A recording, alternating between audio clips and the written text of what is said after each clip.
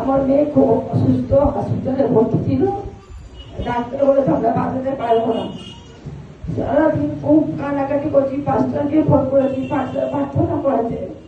প্রভু এখন অনেক দয়াল প্রভু, আমাদের খুব সাহায্য করেছে। আমার মেয়ে এখন খুব সুস্থ আছে, মেয়েকে ছুটি দিয়ে বাড়ি নিয়ে চলে এসেছি। প্রভুকে ধন্যবাদ দেই, প্রভু খুব সাহায্য আমাদের করেছে। প্রভু যিশুকে জেনেছে। যখন আমি ওনার বাড়িতে যাই, ওনার মেয়ে অনেকটা শরীর অসুস্থ ছিল, আর ওনার মেয়ে আমাদের চার্চে আসতো। আমরা অনেক প্রার্থনা করেছি, ঈশ্বর তার শরীরে রক্ত ছিল না, আমরা প্রার্থনা করতাম। 8 বছর রক্ত দিয়েছে।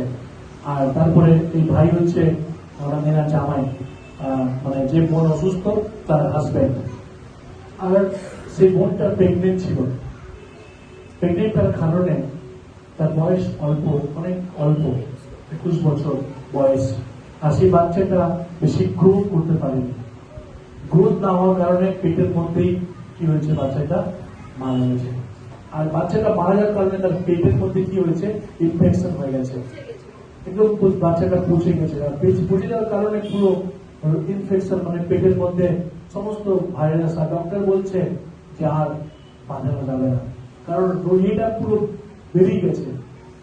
আর এনারা সর্বসময় ঈশ্বরের দিকে, দিদিভাই ঠিক রাত 10টা বাজলে আমাকে ফোন করতো। আর সর্বসময় তিনি একটাই শব্দ বলতো যে আমার যিশু আছে, আমি যিশুর পুরো বিশ্বাস রেখেছি, আর তিনি সবকিছু করতে পারেন।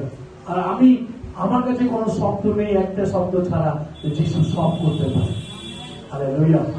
আপনি যদি যিশুর উপরে বিশ্বাস রাখেন। আমি প্রার্থনা করতাম, আর দিদি ভাই তার বিশ্বাস ছিল, আর দিদি ভাই বিশ্বাসে তার মেয়ে আজকে সুস্থ হয়ে বাড়িতে। হালেলুয়া।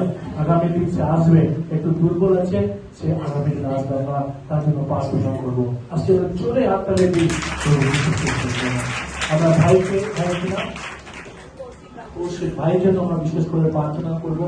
সে ভেঙে পড়েছিল, আর তার ওয়াইফে তারা ভাইও প্রভু হিসেবে ডাকতে পারে।